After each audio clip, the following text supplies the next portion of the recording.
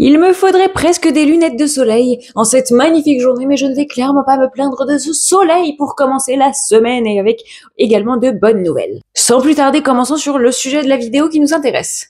Justin Baldoni et ses avocats contestent l'assignation à comparaître de Blake Lively pour obtenir des relevés téléphoniques, affirmant qu'elle n'est pas le FBI.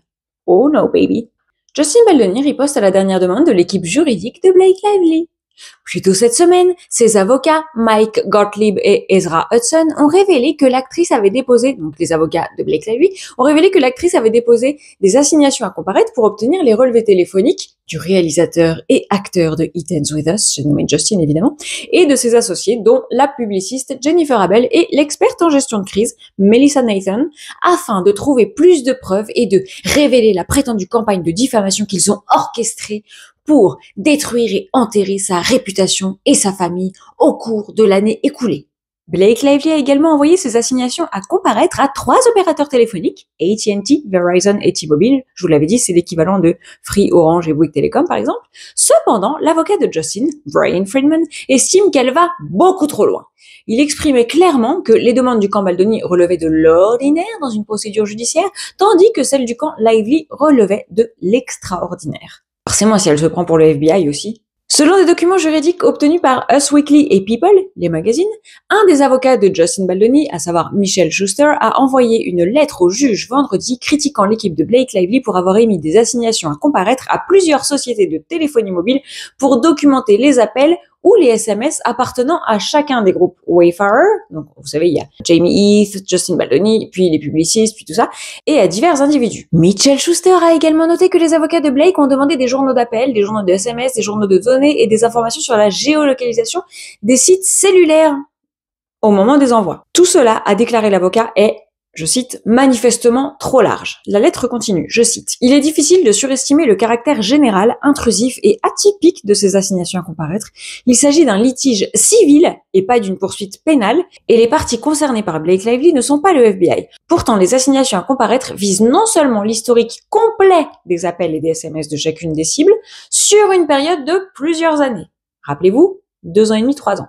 Quel que soit l'expéditeur, quel que soit le destinataire et quel que soit le sujet, mais également, sur la même période, des informations de géolocalisation en temps réel et des journaux de données reflétant, entre autres, l'historique de navigation web de chacune des parties. Mitchell Schuster a fait valoir que la demande de documents est extrêmement disproportionnée par rapport aux besoins de l'affaire et envahit inutilement la vie privée d'un nombre incalculable de tierces personnes, y compris la famille, les amis, les partenaires commerciaux et littéralement toute autre personne avec laquelle l'une des cibles a communiqué pendant plusieurs années. Il a également déclaré que cela dépasse largement le champ de la divulgation autorisée.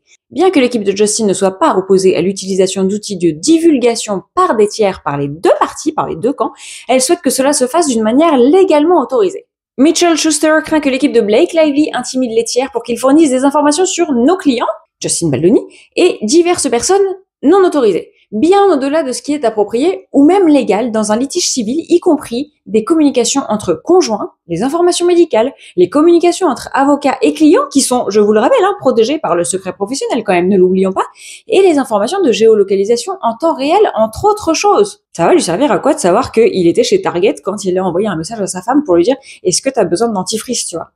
Anyways, elle a du temps à perdre. Il continue en disant « Les assignations à comparaître constituent un abus flagrant du processus de découverte et si elles sont maintenues, elles créeront un précédent que, une fois leur fanfaronnade dissipée, nous sommes convaincus que les avocats des parties ou du camp de Lively ne seront pas prêts à accepter lorsqu'il s'agira de la portée de la découverte des informations et communications privées de leurs propres clients. » Je traduis tout ceci dans un jargon beaucoup moins juridique. En gros, ce qu'il est en train de dire, c'est que ce que Blake Lively est en train de demander à Justin Baldoni, on est à peu près sûr qu'elle refusera si nous, quand Baldoni, on demande les mêmes relevés aux opérateurs téléphoniques de Blake Lively et de toutes les parties impliquées dans son procès. En outre, l'avocat a affirmé que les assignations à comparaître n'étaient rien d'autre qu'un stratagème médiatique pour attirer l'attention, car elles ont été divulguées en même temps qu'une longue et agressive déclaration des avocats de Lively. Bien que l'équipe de Justin ait affirmé avoir discuté avec le camp de Blake Lively au sujet des assignations à comparaître, aucune des parties n'a été en mesure de résoudre ce différend. C'est pourquoi Michelle Schuster est persuadé que cette demande insensée exprimée au juge afin qu'il se prononce sur cette question extrêmement sensible au facteur temps, puisque certains fournisseurs de téléphones mobiles ont déjà indiqué qu'ils avaient l'intention de se conformer aux assignations à comparaître. Évidemment, un porte-parole de Blake Lively a déclaré samedi sans la moindre gêne et visiblement sans la moindre connaissance du dossier au passage. Je cite: « S'ils ont autant de preuves, pourquoi ont-ils si peur de les produire? Monsieur Baldoni et les parties Wayfarer ont déjà admis que Madame Lively avait exprimé ses inquiétudes à plusieurs reprises. Ils ont admis avoir créé un plan au cas où elle rendrait ses griefs publics, dans lequel ils prévoyaient de faire circuler des histoires suggérant que Madame Lively était une intimidatrice. Ils ont admis qu'ils étaient capables d'enterrer n'importe qui. » Non! Juste pour info, ce que l'équipe de Blake affirme est totalement faux. Je vous rappelle que le titre « Enterrer n'importe qui », Bury Anyone, vient de l'article du New York Times et donc de Blake Lively elle-même en collaboration avec Megan Twohey. Et oui et non, ils ont admis avoir eu une stratégie de crise au cas où crise se produirait, mais de une, pas au cas où elle rendrait ses griefs publics, juste une com de crise vu qu'elle est une terroriste ayant pris un film en otage, et de deux, lisez la plainte de Justin Baldoni à nouveau, bon sang. Ayez le courage de le faire, les gars, c'est long, mais il faut le faire. Sur la partie communication de crise, on voit de nombreuses citations de Justin Baldoni s'assurant que les titres ne viennent pas de leur camp, qu'il prie pour elle et Ryan Reynolds, et Jennifer Abel et Melissa Nathan affirment que tout est organique. Je précise pour tous ceux qui auraient raté les vidéos précédentes, organique, ça veut dire que Blake, avec sa promo en robe à fleurs évoquant sa marque de shampoing et sa marque d'alcool, avec un cocktail nommé selon le personnage principal qui se trouve être son agresseur dans le film. Je veux dire, la meuf, elle est à des milliers de kilomètres de ce qu'elle est censée comprendre.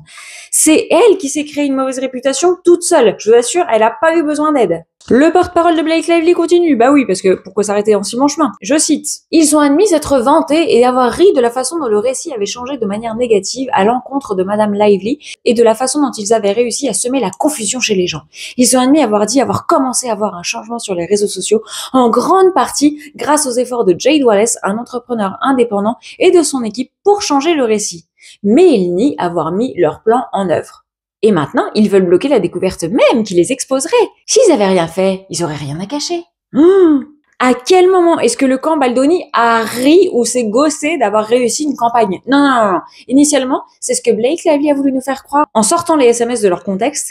Mais un contexte remis par Justin Baldoni, merci, on voit que justement c'était du sarcasme mêlé à l'ironie du sort car les articles n'étaient pas plantés dans la presse par le camp Baldoni. Oh! Comme nous l'avons déjà signalé, Blake était censé déposer une plainte modifiée avant la Saint-Valentin. Cependant, elle a demandé une petite prolongation au tribunal la semaine dernière. L'actrice l'a obtenue, mais seulement un report du 14 au 17 février, soit aujourd'hui, today. Avons-nous besoin de rappeler que Blake semble avoir totalement oublié sa plainte initiale de harcèlement sur son lieu de travail, mais semble être beaucoup plus préoccupé par la réhabilitation de sa réputation et de son image. N'oublions pas qu'elle cause du tort à toutes les victimes de violences domestiques, déjà, d'une part, mais là, elle en cause davantage aux personnes harcelées sur leur lieu de travail, que ce soit du harcèlement moral ou du harcèlement sexuel. Inutile de vous dire que je me tiens prête, même si aujourd'hui je vais rencontrer un petit bébé cher à mon cœur, donc je vous assure que je guette tout et que je vais faire de mon mieux pour vous relayer les informations rapidement, tout en prenant le temps de vérifier les informations qui tombent afin de ne pas vous dire n'importe quoi et de venir avec une analyse by Antoinette. Mais je suis assez curieuse, que pensez-vous de la contre-attaque du camp Baldoni? Est-ce qu'ils ont raison de s'opposer aux relevés téléphoniques ou en tout cas de mettre des limites à ces relevés téléphoniques, genre ne pas avoir accès aux conversations médicales ou avec l'avocat? En parlant de ne pas vous dévoiler tout et n'importe quoi, je voudrais vous parler des plaintes aux ressources humaines qui émaneraient de Blake Lively qui circulent sur internet de manière totalement virale depuis ce week-end. Donc j'aimerais beaucoup vous en parler dans une prochaine vidéo et vous débunker tout ça.